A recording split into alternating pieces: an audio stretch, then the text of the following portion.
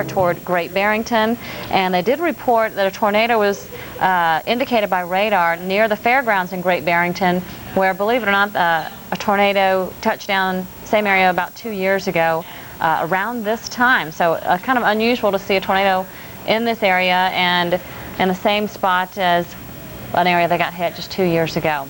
But this is the cell, so it looks like right at the moment, West Otis to Otis, about this time, should be seeing that tornado come through. You should be taking cover immediately. The tornado that was near the fairgrounds in Barrington should be over toward Butternut Basin ski area at this time and moving towards the Hartsville area and Cold Springs in the next 5 to 10 minutes. So that's the most serious thing that's going on right now. We also have severe thunderstorms moving into New Hampshire. You do have a severe thunderstorm warning for Cheshire County.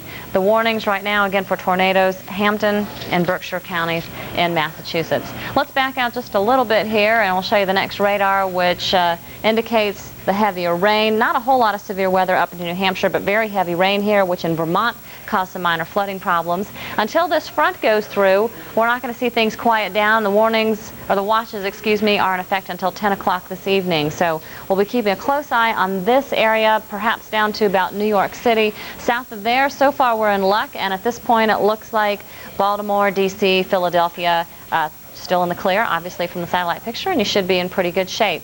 You can see a few isolated cells south of that intense thunderstorm in western Massachusetts that's producing tornadoes. Again, between Poughkeepsie and New York, a couple of isolated thunderstorms, but looking good so far, so we'll keep an eye on it. Dew points actually have been dropping gradually, even ahead of our front, a little bit of drying just ahead of the front, and that will perhaps alleviate the threat of severe weather in some of the major cities. As mentioned, Philadelphia down through D.C., and even down here to the south. This front is coming into a very warm and humid air mass, but we do not expect to see severe weather here. Now, a little farther to the west, we do have the red on the map here, and we do have the... The Weather Channel. No place on Earth has better weather. Forecasts from the Weather Channel are also available from the following. Thanks for joining us here at the Weather Channel. It is quite time for the tropical update here as we look at a number of things happening. First of all, there's not much really going on any further with Tropical Depression Anna. It's pretty much a done deal. So we're just going to talk about what was Tropical Depression Anna, kind of weakening and moving into kind of off. It became a tropical depression. Now it's just getting out of the way, moving on. Things are just kind of dying down, moving into cooler water, moving away from land. Two good things. It's kind of meaning it's out of here. Let's talk about what comes next. Atlantic hurricane or tropical storm names for the 97 season include Anna. We've already seen that. So the next one we see will be Bill, then Claudette, going down the alphabetical list there. Potentially going on toward Wanda, of course, depending on how far the season goes and how active it may or may not become this year. Points of origin for July. Now, during June, most points of origin were kind of over here, kind of stuck here. Now it looks like as you push on in July, becoming a little more active, not super active, but a little more active. And these are some of the points of origin we've seen with tropical storms and hurricanes in history. Looking from about a 110-year period. This is covering between July 1st and July 10th. One thing we noticed, the activity is becoming a little more widespread. In June, most of it was kind of clustered in this part of the oceans. Now kind of becoming a little more widespread when we in fact have seen anything over this period here of about 19 storms over about a 110-year period. So not real active. It's going to peak about early September, sometime. Actually, onto the middle of September it kind of peaks, but August, September, two of the peak months of hurricane season. So we'll see this number increasing as we push on.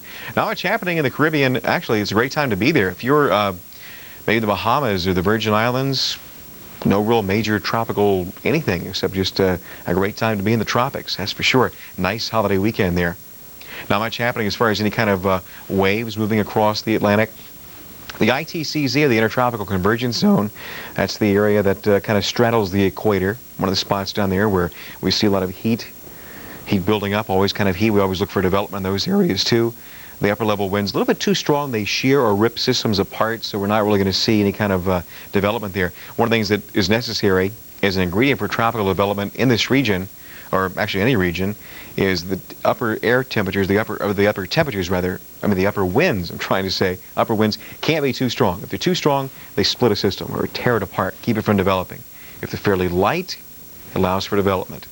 not a problem. Winds are pretty well moving, pretty well kicking, so we're not going to see a risk of development as a result of that. Water temperatures, though, in many places are a bit above normal. Looking off the coast of Africa here, some waves moving along, but nothing really happening as a result of that. What was Tropical Depression 5E is now just a big bunch of clouds kind of moving on, and no real development expected from this, moving outward, westward into colder water. So nothing expected to come any further of this. Time now for the good evening forecast, and we'll kind of Star Trek, yeah, highest grossing Star Trek movie of all time. You know,